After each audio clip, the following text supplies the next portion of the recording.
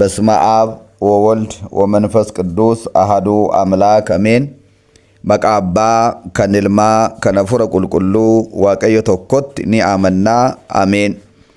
Waan hundumaan dursaa waaqayyo abbaan keenya gooftichi gooftotaa mootichi moototaa hundaa kan qabu hundumaas gochuu inni danda'u biyya keenya nagaa taasisee hunduma keenyaafis immoo nageenya nu laatee oolmaasaa gochaasaa isa dinqisiisaa ta'e sanaatiif immoo akka sagalateeffannuuf nu jaallatee funyoosaa funyoo jaalalaan funyoosaa funyoo hafuura qulqulluu kan hin cinne kan hin dachaane kan hin moofofne sanaatiin maqaa haadha keenyaa kidiyyeedhaan olitti nu qabee nu eebbisuu nu barsiisuu nu fayyisuu jaallateera'oo maqaan waaqayyo waaqa abbootii keenyaa maqaan waaqayyo waaqa jiraataa bara baraa kan sodaatameef kan galateeffame nuuf haa ta'u.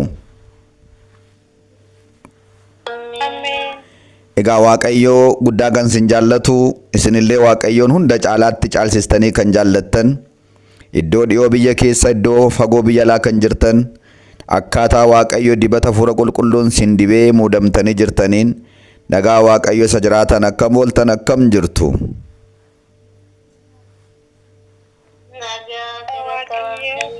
Nagaa galata waaqayyo jennee kan galateeffanne kana waaqayyo abbaan keenya waaqarraa fudhatee eebba ayyaana isaa nuu baay'isee dhiifama cubbuu fayyina lubbuu akka nu taasisuuf iyyamaaf jaalala waaqa keenyaa nuuf haa ta'u. Egaan akkuma beekamu sanbata guddaan tsoomii guddicha kana keessa jiru inni torbaffaan Niqoodimoos jedhama. Egaa waa'ee isa kanaa waliin barannaa mata dureen barumsa keenyaa kan ta'u immoo kun akkamittiin ta'uu danda'a mata duree jedhu waliin baranna. Wangeela Yohaannis boqonnaa 3 lakkoofsa 9 gubbaa irratti ijoo argamu. Egaa kaayyoon barumsa kanaadhaa mata duree kanaan barachuun wanta nu barbaachisuuf dhalli namaadhaa biyya lafaa kana keessa jiraatu kun akkamittiin ta'uu danda'a kan jedhu jireenya isaa keessatti yeroo hundumaadhaa ni uumama. Yoo waa rakkatee yoo dhukkubsatee yoo balaan tasaatti dhufee wanti akka ija namaatti ilaalcha namaatiin ulfaataaf cimaa fakkaatu tokko yommuu argamu kana keessaa illee ba'uun akkamittiin danda'ama, kana keessaa fayyuun akkamittiin danda'ama, iddoo akkasiitti akkamittiin ba'uun galuun danda'ama kan jedhuuf kanneen kana fakkaatu jireenya namaa keessatti nama mudata. Haa ta'uti garuu wanti namaaf hin danda'amne waaqayyoodhaaf garuu salphaadha jedha. Wangeela Maatewos boqonnaan 19 lakkoofsa 26 kanaafuu barumsa kana keessatti ijoo kanaan kaanee xumarratti waa'ee isa kanaas waliin ilaalla jechaadha. Egaa waaqayyo waaqni hafuura qulqulluu nu haa barsiisuu nu haa jajjabeessuu iccitiisaa isa fagaate anaaf dhiyeessee arraba korra naa kaa'ee isa dhokate immoo naa mul'isee isiniif immoo laphee Liidiyaadhaa akka banee laphee keessan banee waaqayyo abbaan keenyaa uumaan keenyaa fayyisaan keenyaa nu haa barsiisu. Egaa wanta kun akkamittiin ta'uu danda'a jecha ajaa'ibaa jedhu kana kan dubbate Wangeela Yohaannis boqonnaa 3:9 gubbaa irratti Niqoodimoos nama jedhamudha. Namni kun itti gaafatamaa yookaan hoogganaa warra Ayhudiiti. Barsiisaa seeraa isaanii nama tamaare nama cimaadha. Karaa adda biraa sadaffaa irrattis immoo sooressa badhaadhaadha. Egaa namni kun gaaf tokko galgala iddoo gooftaan keenya Yesuus Kiristoos bulu gara tulluu ejersaa deemee galgalaan jedha. Galgalaan gara tulluu ejersaa kana deeme jedha. Gara tulluu ejersaa kana deemee yaa barsiisaa waan ati amma hojjechaa jirtu waan ati amma barsiisaa jirtu waaqayyo biraa kan dhufee waaqa biraa kan kennameef yoo ta'e malee kun barumsa biyya lafaadhaan baratamee kan bira ga'amu miti jedhee raatee gooftaa keenya dinqisiifatee waa'ee gooftaa keenyaa raajiffatee itti dubbate jechaadha. Yeroo kana gooftaan keenya Yesuus Kiristoos immoo akkana jedhee deebiseef waan akkana jettee dubbatteef qofa waan mootummaa waaqayyootti galtu sitti hin fakkaatinii. Mootummaa waaqayyootti galuudhaaf immoo lama dhalachuutu si barbaachisaa ittiin jedhe. Yeroo kana tureen immoo deebisee maalii akkamittiin namni si'a lama dhalachuu danda'a? edda guddatee qancaree edda nama cimaa ta'e booda akkamittiin gara gadameessa haadha isaatti deebi'ee si'a lammaffaa immoo dhalachuu danda'a jedhee wanta cimaa ulfaataa iccitii qabu gooftaan itti hime kana deebisee gaafate. Yeroo kana gooftaanis deebisee akkana jedhe, ati barsiisaa seeraa taatee utuu jirtu, beekaa Ayihudii jedhamtee hoogganaa jedhamtee utuu waamamaa jirtu, hojjechaa jirtu, akkamittiin kana yeroon sitti himu kana sii galuu didee jedhee deebise. Yeroo kana gooftaan deebisee raatee waan akkana siniin jedheef raajeffattaare dinqisiifattaare qilleensi garatti qilleensa'u qaba. Ati garuu hin dhageessa eessaa gara kamitti qilleensa'u garuu hin beektu. Hafuurarraa kan dhalate hafuura, foonirraa kan dhalate fooni jedhee gooftaan keenya ammas jabeessee itti dubbachuu jalqabee jechaadha. Yeroo kana lakkoomsa 9 gubbaarratti akkamittiin kun ta'uu danda'a jedhee gaafate. Yeroo kana gaa ture gooftaan nuti waan beeknu dubbannaa, waan dhageenyis dhugaa baanaa, sin garuu dhugaa baatii keenyaa hin fudhattan malee jedhee booda dhuguman sin jedhaa, namni bishaaniif hafuurarraa si'a 2 yoo dhalate malee mootummaa Waaqayyoo dhaaluu hin danda'u jedheetoo itti meechaan. Achumarraan namichi kun galgalaan naqee iccitiin kun galee fi baree egaa dhumamatti gooftaatti amanee cuuphamee egaa galgalaan naqee barachuu jalqabe.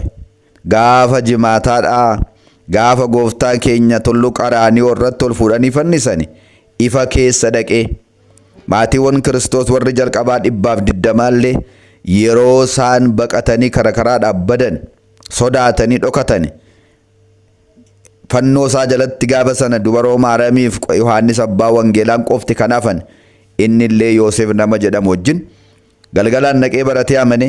Guyyaa immoo dhaqeetuun sodaatin yeroo warri guyyaa baratan sodaatan inni garuu guyyaadhaan immoo dhaqee Phiilaaxoosiin gaafatee reeffa gooftaadhaa fannoo irraa gadi buusee boolla haaraa keessatti kafana haaraadhaan akka inni kafanamee owwaalamu nama taasise jechuudha. Kanarraan kan ka'es namni kun Waaqa fuula duratti kabaja guddaa, ulfina guddaa, jireenya guddaa nama argateedha. Yaadannoo baraabaraas nama argateedha. Egaa keessumatti amma tsoomiinni guddaan kun gaafa hiikamu hanga guyyaa 50 guutuu maqaan namicha kanaadha. Yeroo qiddaaseen seenamuudhaaf jedhu yeroo sigaa wadamuu qurbaanni Beetelemiitii gara bataskaanaa fakkeenya Qaraaniyootti gaafa dhufu maqaan namicha kanaadha. Maqaan Yoosefiif Niqoodimoos kun ni waamama jechaadha. Egaa maatiiwwan Waaqayyoo seenaa namicha kanarraati gaa waa baay'ee barannaa jechaadha. Mee seenaa kanarraa maal barra? Seenaa kanarraa waan nuyi barru tokko Niqoodimoos barumsa addunyaa kanaa nama tamaaree hoogganaa warra Ayihudootaa akka ta'e darbees immoo barsiisaa seeraa hoogganaa seeraa akka ta'e gooftaanis dubbateeraa caafamee jira jechaadha. Barateera, hoogganaadha.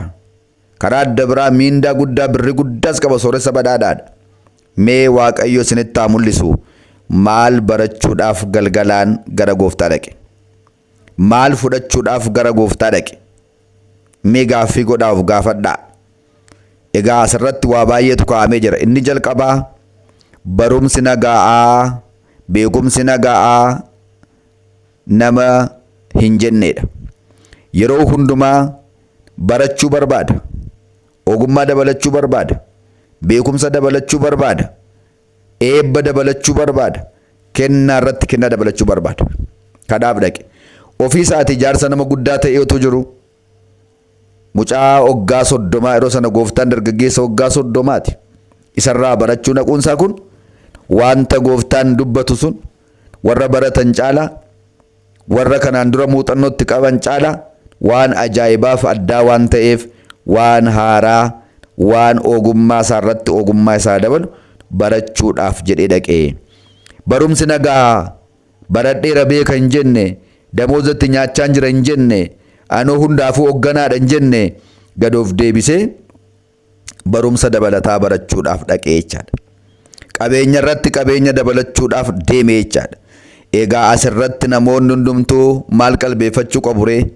Har'a namoonni baay'een barumsa mana kiristaanaatti xiqqooma ishee baratanii anoo waa'ee isa kanaa beekaa, baradheeraa, waan haaraa maaltu jira, waggaa ammasiin barachaa ture, barsiisaa ture kan jedhan jiraachuu ni maluta. Isaan kun Niqoodimoos irraa barachuu qabu.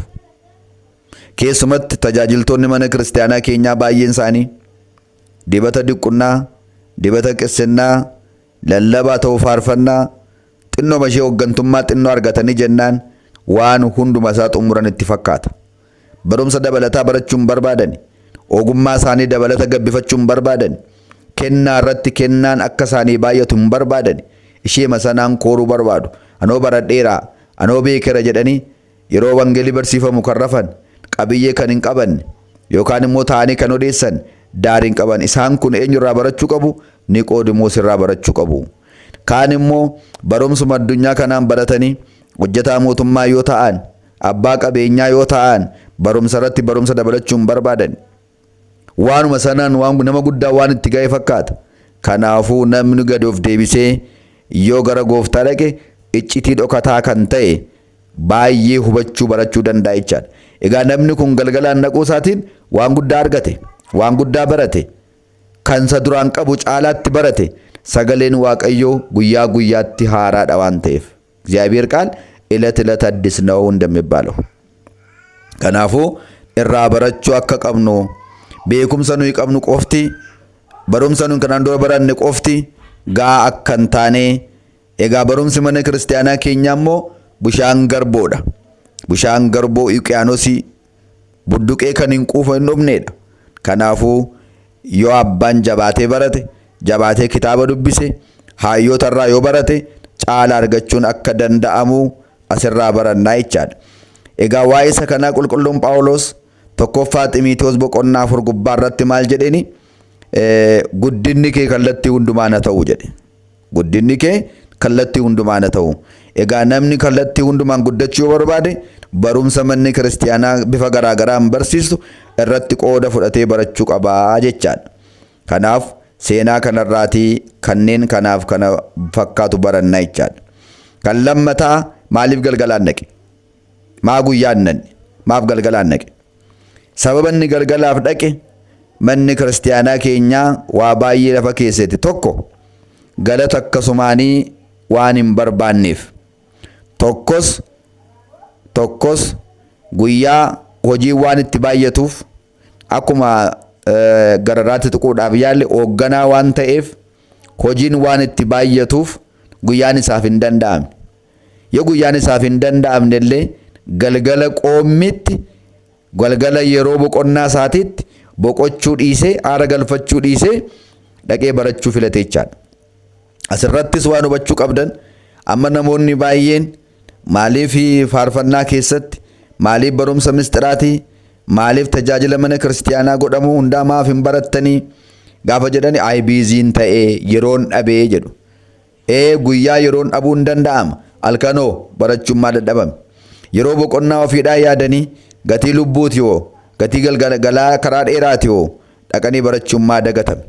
Kanaaf namni hundumtu asirraa maal barachuu qaba? Yoo guyyaa dadhabdan galgala dhaqaa baradhaa. Barsiisota mana kiristaanaan haala nuu mijeessaa jedhaati galgala baradhaa. Yoo guyyaan dadhabame galgalli yeroo boqonnaadhaa jira waan ta'eef. Kanaaf namni kun galgala iddoo gooftaan bulu sana dhaqee bule irraa barachaa ture jechaadha. Wangeela Maatewos boqonnaa 22 irratti, Luqaas 14:15-20 irratti warra biiziin ta'ee yeroon dhabee qaqqabeen dhufu warra jedhan sana gooftaan hin galateeffanne. Isaan hin waqqase malee.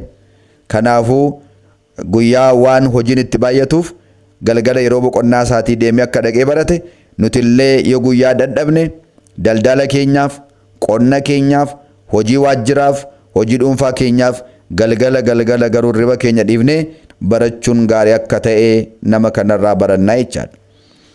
Inni kan biraan maaliif galgalaan dhaqee gaafa jennu abboonni mana kiristaanaa maal kaasanii? Lapheen namaa galgala sassaabamaadha. Walitti qabamaadha. Akkasa guyyaa faca'aa miti yaadi namaa, qalbiin namaa. Qalbii sassaabamaan yaada tasgabbaan dubbii gooftaan jedhu kana fudhatee fayyuu waan barbaadeef dhaqe. Guyyaa yoo jettan amma yaadi namaa faca'aadha. Qalbiin namaa faca'aadha. Iji namaa waa meeqa laalaa oola, gurri namaa waa meeqa dhaga'aa oola. Lapheen namaa waa meeqa qabee waa meeqa gadhiisaa oola. Galgala garuu ni sassaabama. Walitti qabama. In tasgabbaa.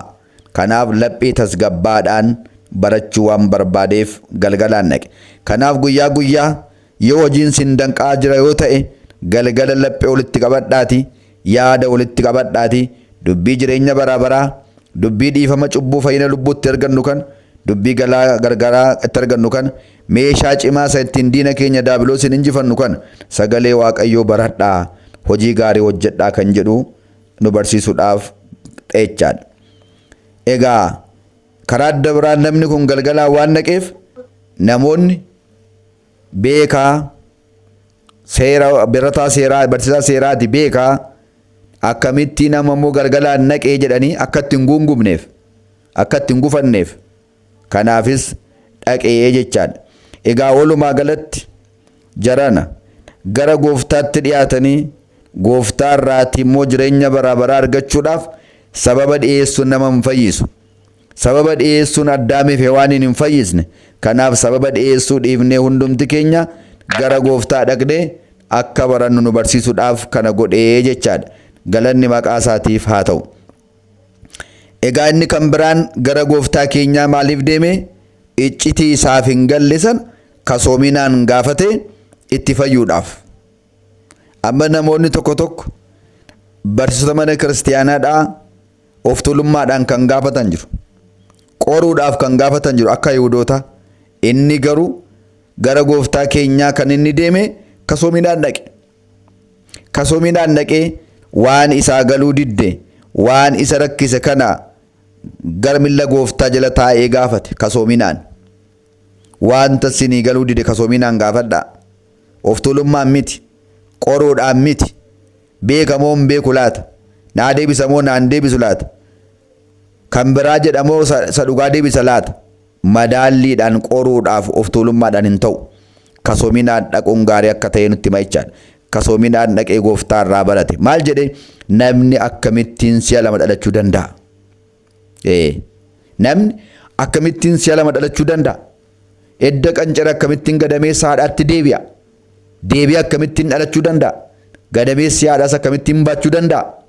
Jedhee waan isaaf hin galle. Iccitiitti mootummaa Waaqayyoo dhaaluudhaaf garuu lama dhalachuun namarra jiraata gooftaan kan jedhe kan akkamittiin ta'uu danda'a jedhee kasoominaan gaafatee bare. Egaa akkamittiin ta'uu danda'adha? Mata-dureen barumsa keenyaadha. Lama dhalachuun akkamittiin ta'uu danda'a? Akka ilaalcha foonitti ta'a miti. Akka ilaalcha Hafuura Qulqulluutti malee. Maal jedhe gooftaan? Qilleensi yeroo qilleensa hin agarta. Gurri kee hin dhaga'a. Garuu eessatti akka qilleensa waan beektu. Inni garuu gara beekutti qilleensa jedhe. Akkas jechuun maal jechuudha? Qilleensi gara beekutti qilleensa. Hafuura Qulqulluun nama jaallateerra bulaa. Nama jaallatee filateerra bulee hojii isaa hojjetaa. Isa kana foonni hin beeku. Gahee nama hafuuraa taate waa'ee hafuuraa beektaa. Yoo nama foonii ta'e akka fooniitti yaaddaa. Yaadi kee amma yaadaa jirtu kun akka fooniitti akka hafuuraatti miti garuu. Akka hafuuraatti garuu bishaaniif hafuurarra dhalachuudha lama dhalachuu jechuun kanaadha jedhee deebise. Egaa abbootii keenya kana maal jedhaniin? አንድ ጊዜ የተወለደ ሁለት ጊዜ ይሞታል፣ ሁለት ጊዜ የተወለደ አንድ ጊዜ ይሞታል ብሎ የተናገሩት ቃል ነው። namni al tokko du'e al tokko dhalate al lama du'a jecha abbootii keenya. Namni al tokko dhalate al lama du'a, namni al lama dhalate garuu al tokko du'a jedhaniga. Akkas jechuun maal jechuudha? Namni al tokko dhalate jechuun abbaa fi haadharraa fooniin dhalate Waaqayyoorraa yookaan abbaa ilma Hafuura Qulqulluurraa Hafuura Qulqulluun cuuphaadhaan hin dhalanne yoo ta'e al lama du'a. Tokko isa du'a fooniif lubbuun gargar ba'u du'a. Lammaffaa immoo lubbuudhaan Si'ool keessatti du'aadha. Namni al lama dhalate garuu tokko du'a jechuun immoo maal jechuudha? Jalqaba dura abbaa fi haadharraa dhalate tokko. Lammaffaa immoo gaafa 40 gaafa 80 Sillaaseerraa yookaan abbaa ilma Hafuura Qulqulluurraa cuuphaadhaan dhalan dhaloota lammaffaadha. Egaa namni akkasii tokko duwwaa du'a. Du'a isa kam? Isa Addaamitti kenname isa fooniif lubbuun gargar ba'ee namni hundumtuu du'e awwaalamee du'aa ka'ee bor jiraatu. Sakaraa hirriba boqonnaa jennu kana duwwaa qofa du'a jechaadha. Maaliif kan cuubameef kan amane mootummaa koo dhaala jedhee caafamee jira.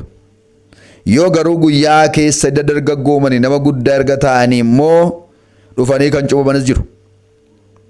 Baratanii kan cuubaman. Egaa isa jalqaba dura abbaaf haadha dhalatanii boodarra immoo dubbiin kun galtee fi yooma waggaa 30tti 50tti 40tti dubbiin galtee fi deebi'anii gaabbii galanii baratanii cuubamanis isaan kun illee lama dhalachuu jedhama jechaadha. Egaa waa'ee kanaa itti mee achumaan Niqoodimoos dubbiin kun galtee fi amananii cuubamanii jechaadha. Galanni guddaan Waaqayyootiif haa ta'u. Egaa maatiiwwan Waaqayyoo wangeela Yohaannis kana keessatti boqonnaa tokkorraa kaastanii haga boqonnaa 19tti yoo ilaaltan waa'ee bushaanii waan baay'ee barreeffamee jira.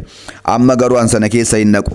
Gamanumaan garuu waan hubachuu qabdan egaa namni kun waan isaan galle kan akkamittiin hubate kun akkamittiin ta'uu danda'a jedhee hubate. Akkamittiin ta'uu danda'a jedhee hin hubate.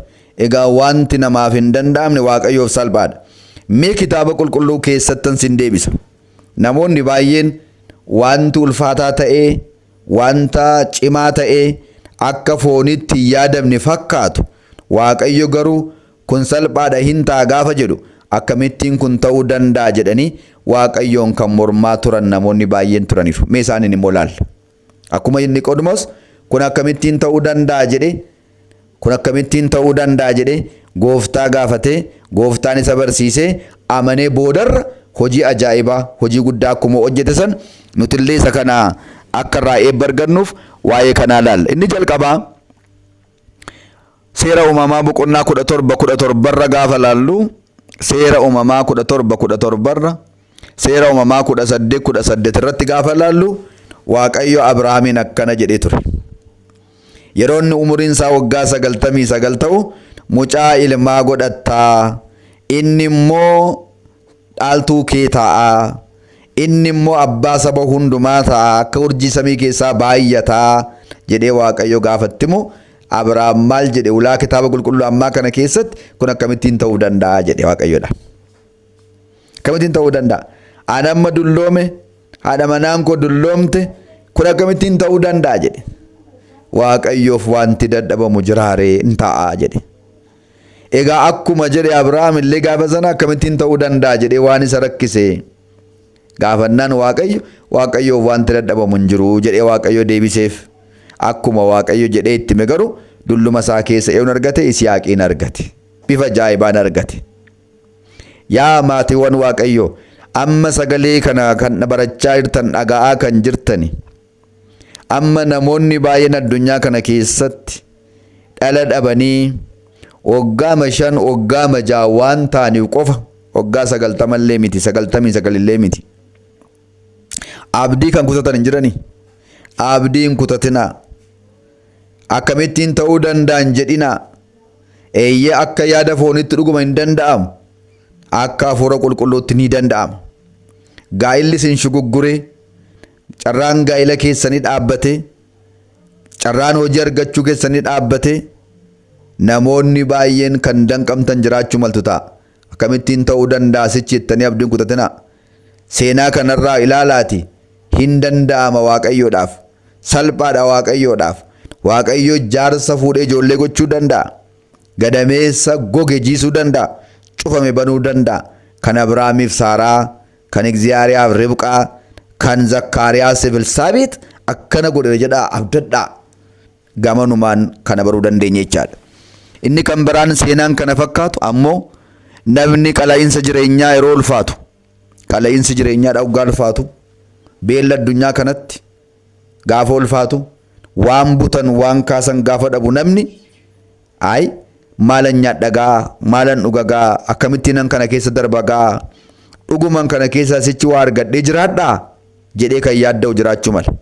Kanaafis barumsa cimaa kan ta'u tokko lammaffaa moototaa boqonnaa 7 lakkoomsa 2 kan jiru tokko agarra. jechi kun achirraa akkas jedha.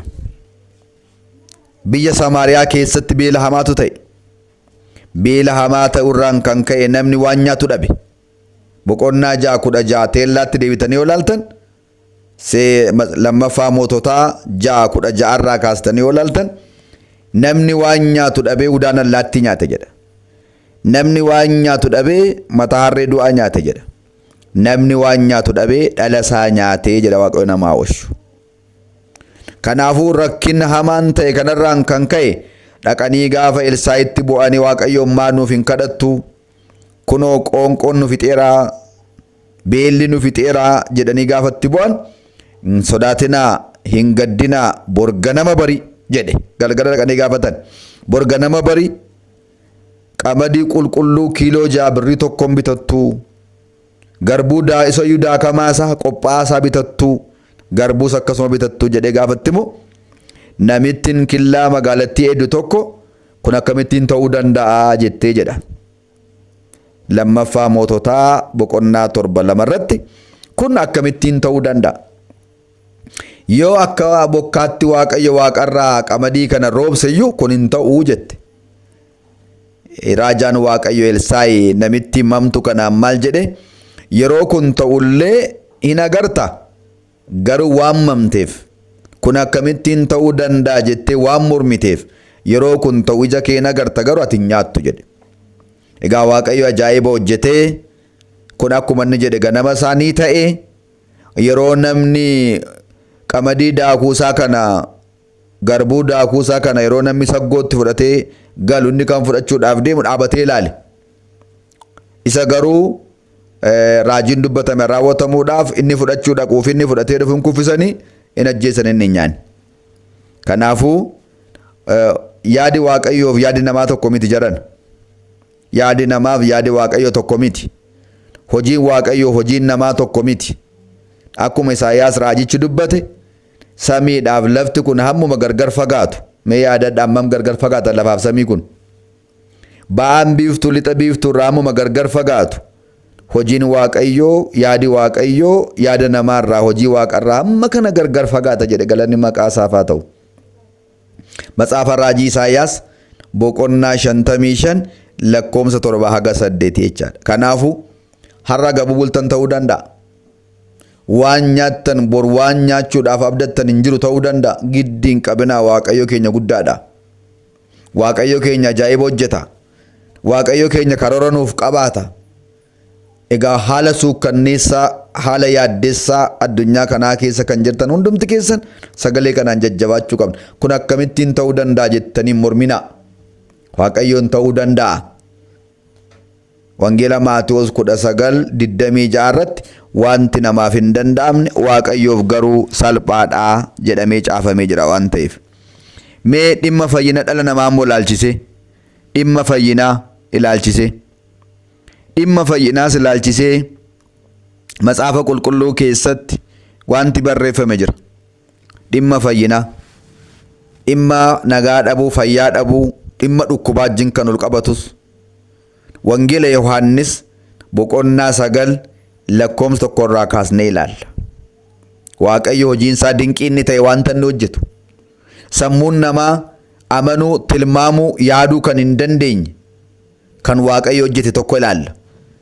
Wangeela Yohaannis boqonnaa 9 kanarratti akkas jedha. Gurbaa tokko turee jedha. Gurra qaba. Funyaan qaba. Afaan qaba, reeda qaba, maddii qaba. Garuu kan nama dhibu nyaarri ijaa hin jiru, ijis hin jiru. Haddi mululuma gogaadha. Nama kana barattoonni arganii ilaa yaa gooftaa mee kana ilaali jedhan. Cubbuu isaatu ittiin ba'e moo cubbuu haadhaaf abbaatu ittiin ba'e moo cubbuu hojjeteennaan cubbuu isaaf akkana ta'e uumame jedhan. Lakkisaa jedhe gooftaan. Hojiin Waaqayyo inni dinqisiisaan karaa mucaa kana addunyaatti lallabamuuf haa mul'atuudhaafitu akkana ta'ee uumamee edda jedhee booda gadi jedhee jedha. Gooftaan gadi quphane yookaan gadi taa'e. Hancufa isaa hawwaara lafaatti tufe. Quba isaa lachanuudhaan immoo hancufa sana edda booccessee booda iddoo ija bitaa mirgaa iddoo nyaarri itti tolfamuu qabutti dibee jedha. Edda sanaa booda dhaqi bishaan Saaloomitti cuuphadhu kottu jedhee jedha. Yeroo bishaanichatti cuuphatee dhufu utuu millaaciin tokko itti hin bu'iin iddoon ijaa banamee iddoon nyaaraa tolfamee mucaan kun argaa dhufe. Namoonni mucaa kana kaleessa beekan har'a immoo achi dhabanii yeroo inni argaa dhufu argani. Kaleessa addi isaa gogaa duwwaa kan ture iddoon ijaa nyaarri ijaa kan hin jirre ta'uu isaa kan beekan amma gargu gaafa inni argaa dhufu maal jedhani? Mucaan kun saadda gogaa ta'e uumame miti?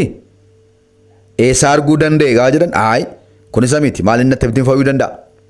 Maal inni akkamittiin iddoon ijaatti uumamuu danda'a? Jedhaniidha. Ergamaa tureen barumsa keenya akkamittiin ta'uu danda'a?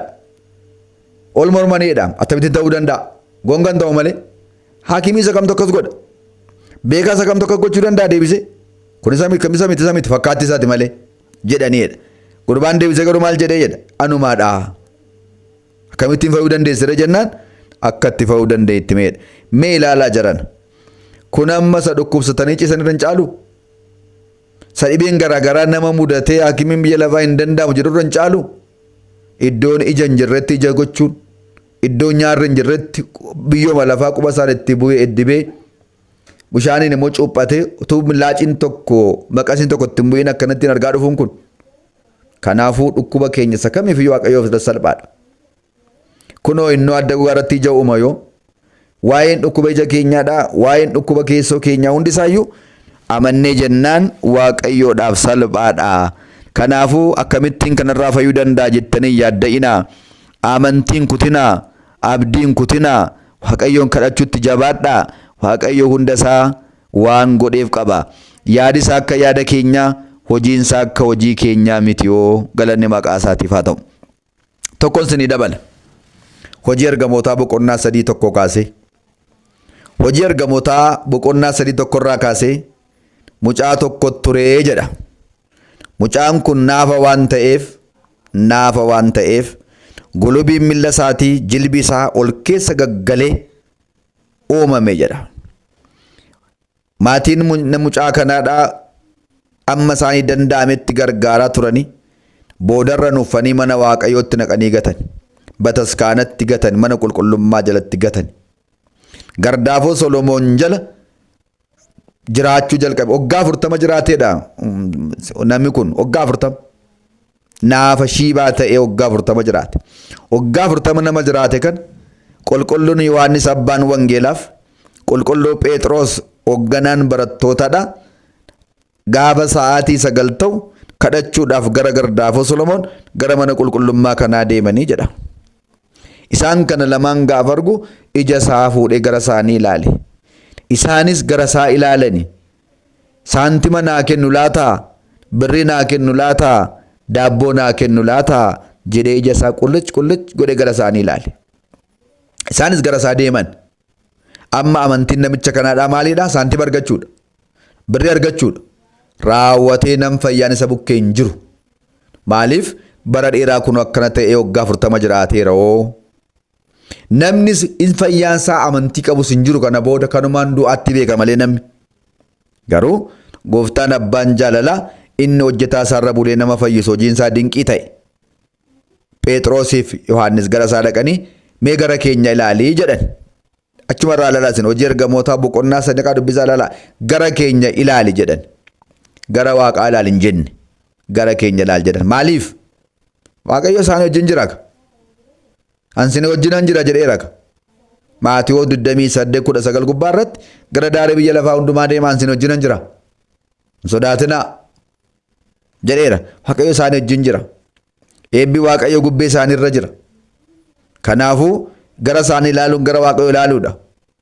Yoo iccitiin wangeelaa nuu galeera ta'e. Dhaloonni ammaa kanatu badaa hubatu malee. Yommuu kana maal jedhaniin? Gara keenya ilaali jedhanii. Ammas inni waan haa kennu jedhee ilaale. Nuyi saantima hin qabnu, nuyi birrii hin qabnu, garuu isa qabnu si ilaanna. Maqaa gooftaa Yesuus Kiristoos nama Naazreetiitiin ka'ii dhaabadhu jedhan. Milli isaa caccabee naafatee jajallatee waggaa 40 daa'imaa ture. Sun shar jennaan qajeele jedha. Galanni Waaqayyoof haa ta'u. Hin qajeele. Ka'ee dhaabate deemi jedhan. Asii achi fiigi, achi addeebi'ee dhufe. Dhugaatti hin fakkaanne. kunoo fayyiteetta deemi gaafa jedhan an simbiraa nafu jedhe. An simbiraa nafu jedhee isaan duukaa bu'e.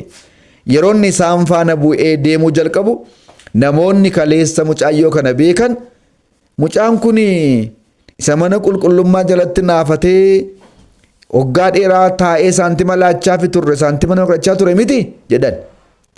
Baa inni akkamittiin fayyee deemuu danda'a? Isa miti fakkaattii isaati malee akkamittiin fayyuu danda'a? Akkamittiin akkas ta'uu danda'in? Akkamittiin deemuu danda'in? Mata duree barumsa keenya akkamittiin ta'uu danda'a? Jedhaniidha. Yeroo kana inni garuu anumaadha jedhee dhugaa ba'ee jedha. Egaa isa kana booda jiru nan dhiisa. Mee maatiiwwan Waaqayyoo waggaa 40 shiibaa ta'anii jiraatanii amma jedhanii amma utuu limmoo tokko namatti noraaniin utuu dibata tokko nama hin dibin jechuma sagalee Waaqayyoo sagalee fayyinaa sagalee jiraataa kanaan akka ittiin deemuun utaalanii deemuun lafa garaa ofii dhaquun hin darran caalu jiran. Kunoo kan namaaf hin danda'amne Waaqayyoof ni danda'ama. Kanaaf amma jiraannu keessatti kun akkamittiin ta'uu danda'a jenne dubbii sagalee Waaqayyoo mormuun nurra hin jiraatu. Amanaa fudhadhaa. Waan namaaf hin danda'amne Waaqayyoof salphaadha. Kanaaf Niqoodimoosis maal jedhe mata duree barumsa keenyaatti gaafa deeminu namni akkamittiin erga qancaree erga dulloomee akkamittiin gadamee haadha isaatti deebi'ee lama dhalata jedhe. Iccitiinsaa garuu iccitiin dhala lama dhalachuudha garuu maaliidha? Abbaaf haadharraa dhaloota tokko yeroo abbaaf haadharraa dhalannu maqaan keenya maal jedhama? Badhaasaa, Qaabataa, Saaraa, Hundattuu, Caaltuu jedhama. Yeroo waaqarraa dhalannu garuu maqaa qulqulluu guyyaa sana ooleedhaan maqaan kiristinnaa nutti moggaa'e yoo guyyaan sun guyyaa giiftii maaramii yoo ta'e intala maaramii garbittii maaramii yoo kidaamratii ta'e kan garbittii waadaa araaraa yoo guyyaa ergamootaa ta'e maqaa guyyaa sana ooleedhaan itti mogga'aa jechaadha. Kun amma seera mana kiristaanaati. Isa lafarraatti waamamna. Isa waaqarraatti waamamna. Galmeen waaqarraadhaa kan nu beeku maqaa kan abbaaf haati nutti moggaasaniin miti. Maqaa hafuuraa isa Waaqayyo nutti moggaase sanaan malee. Kanaafuu kana beeknee jabaachuutu nurra jiraata. Egaa Waaqayyo isa kana nu godheedhaaf galanni ulfinni oqbaanii guddin bara baraan isaaf haa ta'u. Egaa yaa maatiiwwan Waaqayyo Niqoodimoos egaa galgalaan dhaqee baratee iccitii guddaa kanarra ga'e. Egaa beekaa ta'eetu jiru, ogeessa ta'eetu jiru, waa guddaa argate. Gaafa du'aa ka'umsaa sanallee kunoo maqaansaa hojii seenaa guddaa waan hojjeteef galgalaan dhaqee ifa keessammoo waan gaarii waan hojjeteef kunoo yaadannoo baraa baraa argate, fayyina baraa baraa argate. Egaa nutis akkuma isaa kana ani beekaa, ani sooressaa, ani baradheeraa, ani taayitaan qabaa, ani baala silxaaniidha jechuu dhiisee namni hundumtu gara gooftaadhaa galgala dhaqee akka baratu, gara mana Waaqayyoo galgala dhaqee akka baratu, gara barsiisaa mana kiristiyaanaa deemee akka baratu, baratee irruusaa akka guuttatu, baratee jireenya baraa baraa yaadannoo baraa baraa akka argatu Niqoodimoos nama jedhamu kanarraatii barachuu qabna jechaadha. Egaa Waaqayyo isa fakkeenya godhatee waan nu barsiiseef waan nu gorseef galanni guddaan Waaqayyoof haa ta'u. Isa dhageenye immoo lapheetti nuuf haa qabsiisu. Ija bareedaa 30 60 dhibba dhaqannee dhaaltu mootummaa isaatii faarfattuu maqaa isaatii akka taanuuf kadhannaan dubaroo Maariyaam eegumsaan ergamootaa waadaan tolootaa hunda keenya wajjin haa ta'u. Wasbaat ለእግዚአብሔር።